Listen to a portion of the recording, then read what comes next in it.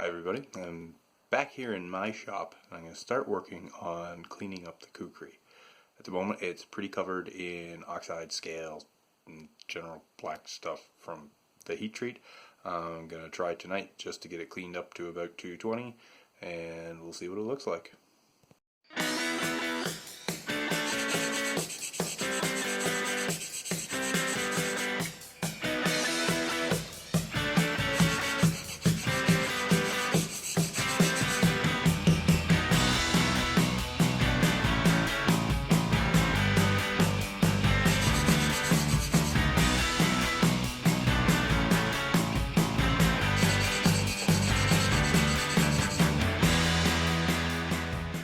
You can see that most of the black stuff is off, little bits here and there.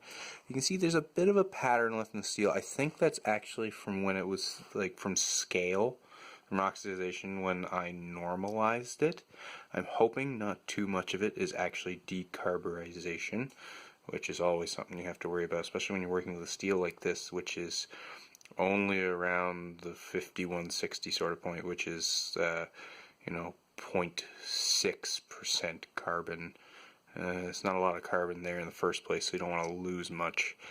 Anyways, the other thing is when you come down to, get out of my light, it's always a pain working into the sort of transition in between the blade and the plunge line. Right in there. Every once in a while I use a little dental pick or something like that to help scrape away stuff.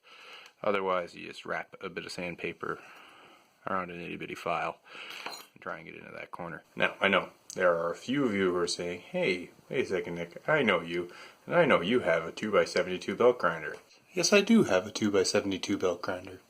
I kind of suck at using it. That Kukri is in no way straight. There's not a straight line on the thing. It has a tapered tangs or different planes, things like that. And there's no way for me to effectively hold it in a jig that would be able to get it nice and smooth. And because, like I said, I suck at it, I think really the better idea for me to do is go at it the way I've always kind of done it, which is by hand. So after I finished 220, I decided to just give the Scotch-Brite wheel on my grinder a try. I haven't really used it very much, and I just kind of wanted to see what it would do. It actually polished up quite well, and it showed me the areas where I need to do some more work. I'm going to flip the camera around and actually show you.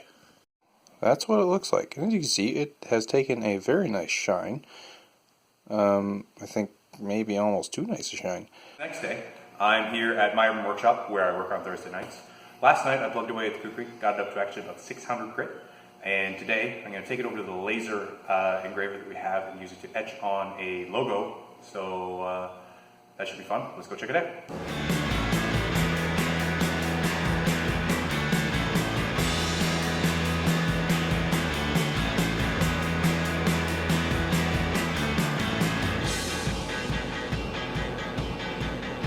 Simple as that. You have a logo. So what I've done is kind of just mocked up the handle so you guys can see what I'm going for. Just come on in closer here. So we have curly maple and cocobolo with a little aluminum spacers in them, and you can kind of see that we've got mosaic pins as well as a small thong tube that will make it so you can put a lanyard on this thing. One thing I had failed to mention there is that because it was a compound handle, multiple pieces of wood glued together, I decided to use another piece of wood as a liner. Some guys use synthetic materials for this, but it's perfectly fine to use another piece of wood. I used a wood called Wengi, which is a tropical hardwood, and I'd been having a miserable time trying to get this handle to fit to the tang of the Kukri well. The tang is tapered, so it kind of posed an interesting set of challenges. And I finally looked at it and was like, you know what? The best thing to do is go back to a hand plane. And I just took a hand plane to it for a couple of minutes now, and they're dead flat, they're fitting up perfect, and I'm really glad that I did that. One thing I learned the hard way is that you have to shape the front of your handle scales before you slap them on there, because there's really no way to do it once they're on, and not destroy the finish on your blade. I'm about to get the knife put together. I'm about to put the epoxy on it and try and get the pins in and see if everything's going to work. This is always super stressful, and I'm sitting here trying to figure out a way to film it, and it's just not working out for me. So after the cut that we're about to see, I will either be really happy or really upset. It appears to have all gone together. I've got a nice tight fit along the entirety of the tang. Day 3. Last night I managed to get the Kukri's handle all glued on. I'm here at home in my shop today, and I'm going to try and do at least a little bit of rough cleaning up on the handle, get it a bit closer to the tang size. I don't have a small diameter wheel attachment for my 2x72 grinder, so what I've done is set up a sort of a spindle sander rig for my drill press. I'll get it set up and I'll show you what it looks like. So here's what I have. I have my cheap little drill press, and straight out of fine woodworking, I have a little spindle sander rig. Just a piece of plywood, small frame below that'll let the spindle move down and up if I need it to, and a hole cut in it for it to go.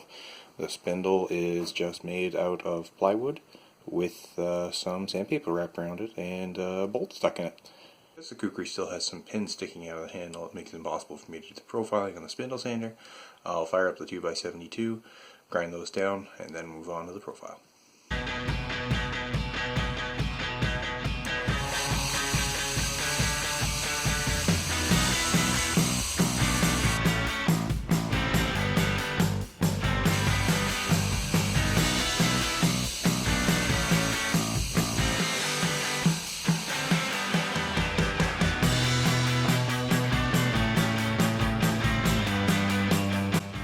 We are now a lot closer to the handle profile that I was looking for.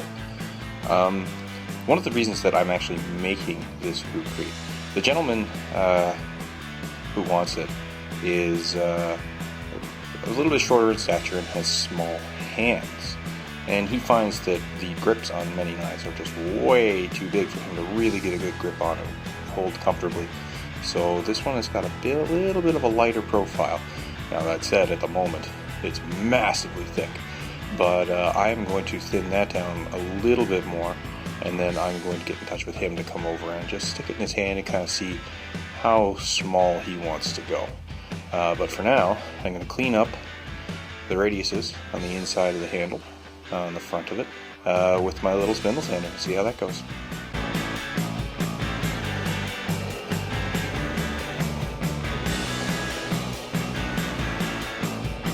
So there we are, things are looking very much more like a Kukri. I feel like this has been a project that's been kind of dragging on for a little while. It's been sitting in my shop for a long time, and I finally want to get it out to its owner. I really feel like I should have done it a long time ago.